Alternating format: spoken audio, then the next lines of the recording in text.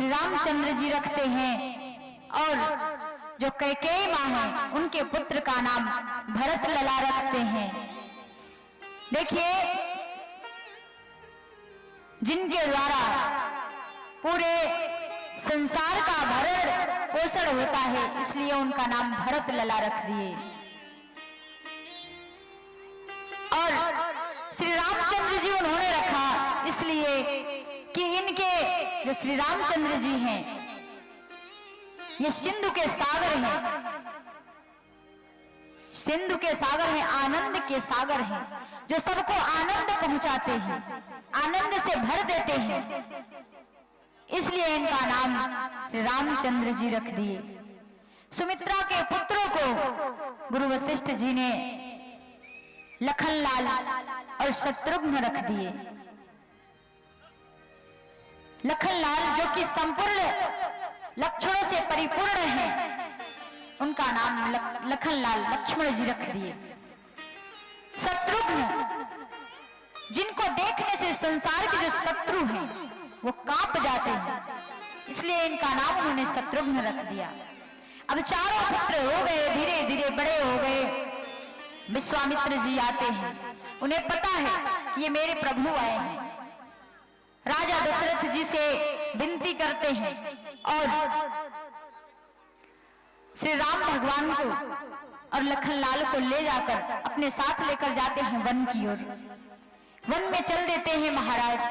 तो सबसे पहले उन्होंने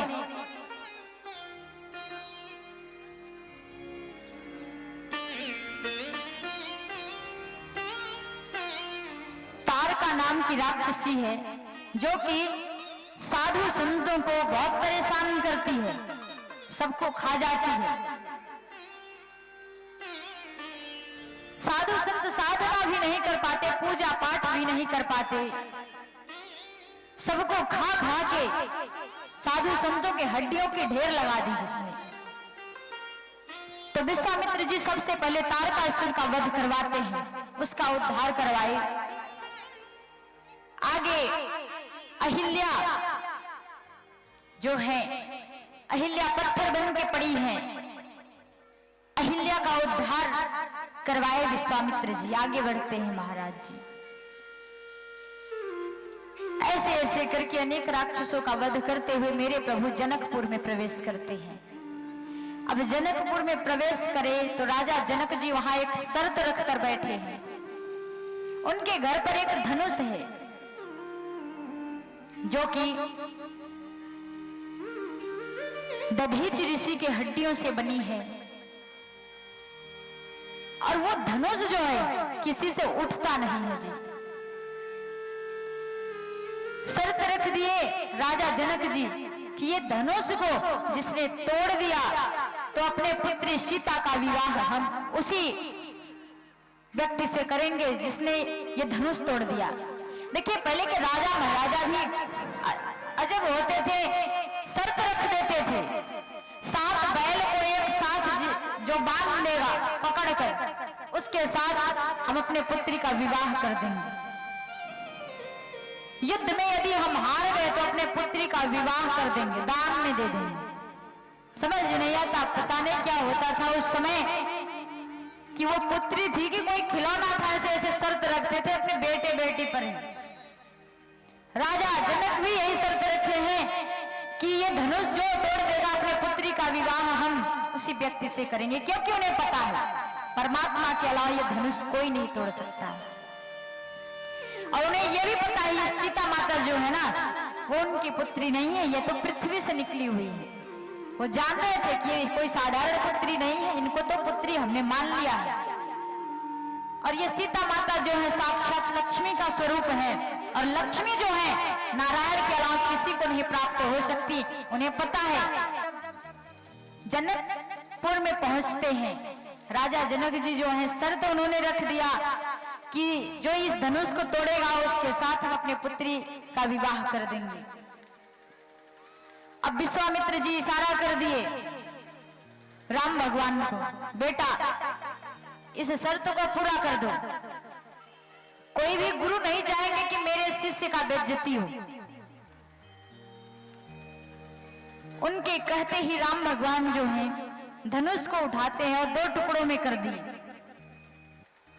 अब राजा जनक जी सोचे अब धनुष तो टूट गया, अब विवाह की तैयारी हो। वहां अनेक प्रकार के राजा महाराजा आके इकट्ठे हुए हैं। सब लोग मना रहे थे कि हे गणेश भगवान, ये धनुष मुझसे टूट जाएगा तो हम 80 कुंटल लड्डू चढ़ाएंगे आपको। और दूसरा कह रहा है हे गणेश भगवान, यदि इससे नहीं टूटेगा तो हम 100 कुंटल लड्डू चढ़ाएंगे। गणेश भगवान सोचे हम किसका सुने, अपने कान में उंगली ठूस लिए, वहां से हट गए। भैया इनका मैटर ये जाने। अंत में मेरे राम भगवान धनुष को 2 टुकड़े में कर देते हैं। महाराज धनुष 2 टुकड़े में हो गया। सीता मैया प्रसन्नचित्त हो जाती हैं कि अब मेरे नारायण मुझे प्राप्त हो जाएंगे। देखिए जब वरमाला पढ़ने की बारी आती है, सारी सहेलियां सीता माता को लेकर आती हैं स्वयंवर में, सभा में। तो ये जो आप लोग जयमाला जो है, जयमाल सिस्टम शादी होता है ना, तो माला पहनाते हो, हार इतना हल्का फुल्का नहीं है जी, बहुत वजन है, उसमें बहुत वजन है। सीता माता लेकर खड़ी थी कि राम भगवान के गले में अब डाल दें, वरमाला पड़ जाए, संबंध पूरा हो जाए। महाराज कब से लेकर खड़ी हैं राम भगवान, ऐसे ही खड़े हैं, थोड़ा सा भी झुक नहीं रहे हैं कि वरमाला पड़ जाए, क्योंकि वो रघुवंश के हैं, सूर्यवंश के हैं। सूर्यवंशी लोग जो होते हैं कभी किसी के सामने झुकते नहीं हैं जी। अब विश्वामित्र जी जो हैं उन्होंने भी कभी नहीं सिखाया कि बेटा झुक के चला करो। सब लोग विनती करने लगे विश्वामित्र जी से, महाराज आप समझाइए इनको, सीता माता कब से लेकर हार खड़ी हैं, उनका हाथ पैर दर्द कर रहा है, कांप रहा है, ये कोई हल्का फुल्का माला नहीं है, आप इन्हें समझाइए ना। विश्वामित्र जी बोले मेरा जो काम था हमने करवा दिया, अब हम अपने शिष्य को नहीं कहेंगे कि वो झुके, हम काहे को कहें। अब सारी सहेलियां चिंतित हो गई, अब क्या हो, सीता माता भी चिंतित हैं, क्या हो क्या हो। लखनलाल जी को बुलाती हैं, सहेलियां दौड़ी दौड़ी, जितने वहां सैनिक हैं सब दौड़ भाग कर रहे हैं, इधर से उधर उधर से इधर, कोई जनक जी के पास जा रहा है, कोई विश्वामित्र जी के पास जा रहा है, लेकिन कोई किसी का सुन नहीं रहा है। अंत में हार कर सभी सहेलियां दौड़ती भागती लखनलाल जी के पास गई। ये देवर हैं तो कुछ तो समझाएंगे ही। बोली लखनलाल आपकी भाभी कब से खड़ी है, थक गई है, आप एक काम करो, आप ही चल के कोई लीला रचो और ये सीता माता ये बरमाला जो है उनके गले में डाल दें, आपके भैया के। लखनलाल बोले अब हम क्या करें, हम भी फंस गए, अब क्या करें भगवान। बोले ठीक है, अच्छा आप लोग चिंता मत करो, अब हम कोई उपाय करते हैं। लखनलाल हाथ से कुछ बोलते नहीं है महाराज, दौड़ते भागते आते हैं, राम भगवान के चरणों में सीधा लेट गया के दंडवत कर लिए। राम भगवान तुरंत समझ गए, बोले लखनलाल ये क्या कर रहे हो, सावधान हो जाओ, चुपचाप खड़े हो जाओ। लखनलाल बोले भैया आप नहीं खड़े होंगे जब तक आप अपने हाथों से मुझे नहीं उठाओगे। तुरंत राम भगवान समझ गए ये लक्ष्मण मुझे छोड़ेगा नहीं कहीं भी। तुरंत जैसे ही अपने दोनों हाथों से लखनलाल को उठाने की कोशिश करते हैं, सीता मैया दौड़कर वरमाला उनके गले में पहना देती हैं। बोले सीता मैया की, मैया वरमाला पड़ गया, विवाह हो गया। देखिए राम भगवान झुके नहीं थे, वो लखनलाल को चरणों में से उठाने के लिए झुक गए थे तो बात अलग है, लेकिन आजकल के लोग कैसे हैं, बात को ध्यान से समझना जी। कथा तो सभी जानते हो, लेकिन कथा को सुनकर अपने जीवन में थोड़ा सा परिवर्तन लाओ। अब क्या होता है, अब एक नया स्टाइल हो गया है जयमाल सिस्टम। जयमाल सिस्टम हो गया है। अब जब जयमाल सिस्टम लगता है दूल्हा और दुल्हन का, तो सबसे पहले लड़का जो है, दूल्हा जो है, जाके स्टेज पे बैठता है जी, आसन पे बहुत अच्छे से बैठता है सज धज कर, और लड़की के इंतजार में रहता है कब आए तो वरमाला डाल। और जब लड़की भी आती है जी तो दूल्हा कैसा करता है आपको पता है, सबसे पहले स्वयं आसन पर से उतर कर जाएगा घुटनों को टेकता है नीचे और स्टाइल में उसका हाथ लड़की का पकड़ता है, खींचता है। दुल्हन के आगे स्वयं झुक गया। अब सोचो, अभी वरमाला भी नहीं पड़ा, सिंदूर भी नहीं पड़ा, लड़की के सामने सबसे पहले घुटना टेक दिया तो वो जीवन भर क्या करेगा, घुटना ही टेक कर चलेगा। लेकिन मेरे राम भगवान घुटना को नहीं टेके, और आजकल के लोग हैं घुटना टेक देते हैं बेटी के सामने, लड़की के सामने, अभी शादी भी नहीं हुआ और वो जीवन पर्यंत घुटना टेक के ही लड़की के सामने चलते हैं। संसार में किसी के सामने नहीं झुकेंगे, लेकिन अपने स्त्री के सामने झुक जाएंगे। माँ बाप जो कहलवाना चाहेंगे वो नहीं कहेंगे, लेकिन पत्नी कहेगी कि बोलो राधे राधे, तो कहेंगे राधे राधे। बोले वृंदावन बिहारी लाल की। देखिए, श्री सुखदेव जी राजन परीक्षित जी से राम कथा जो श्रवण करा रहे हैं, उन्होंने विवाह तक कथा श्रवण कराई। राम भगवान का विवाह हुआ, अयोध्या आते हैं सीता माता को लेकर। राजा जनक जी की और पुत्रियां हैं, जो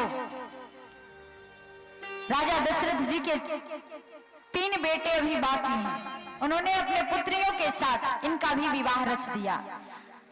चारों पुत्रों का विवाह हो गया। अयोध्या में आते हैं महाराज, राम भगवान का राज्य तिलक भी नहीं हो पाता। कई माँ जो है राजा दशरथ जी से वरदान मांग लेती हैं, 14 वर्ष के लिए वनवास। मेरे प्रभु को वनवास हो जाता है, 14 वर्ष तक वनवास रहते हैं। जब वनवास पूरा होता है, समस्त जितने दैत्य हैं, राक्षस हैं, सबका संहार करके राम भगवान जब पूरा वनवास करके पुनः अयोध्या आते हैं, तो उस समय सीता माता को लोग कलंक लगा देते हैं कि ये जंगल से रह कर आई है, ये राजगद्दी पर बैठने लायक नहीं है, इनका रावण ने हरण कर लिया था। तो उस समय राम भगवान ने सीता माँ का त्याग कर दिया। सीता माँ का त्याग होता है, वन में ही सीता माँ को पुत्र होते हैं। जब ये समाचार राम भगवान को पता चलता है कि सीता माँ को पुत्र हुआ है, मेरे 2 पुत्र हुए हैं, लव और कुश। सीता माता आती हैं जब वनवास से पुनः अपने पुत्र को लेकर, तो राम भगवान उनकी अग्नि परीक्षा लेते हैं। अग्नि परीक्षा लेते हैं महाराज। सारी परीक्षाओं को देते देते सीता मां हार जाती हैं, तो स्वयं धरती में समा जाती हैं। राम भगवान जितने अयोध्यावासी हैं उनके संग में 13,000 वर्षों तक उन्होंने राज्य किया, प्रजा की सेवा किया, और अंत में सारी प्रजा को लेकर अपने साथ गोलोक धाम को प्राप्त हो जाते हैं। बोले श्री राम भगवान की। श्री सुखदेव जी राजन परीक्षित से संक्षेप में उन्होंने पूरी कथा राम कथा श्रवण कराई। अब कृष्ण कथा की ओर प्रवेश करते हैं महाराज, जिसमें कृष्ण भगवान का जन्म होता है, उनका प्राकट्य होता है। तो आइए हम कृष्ण कथा की ओर चलते हैं। जय श्री राधे, जय श्री कृष्ण।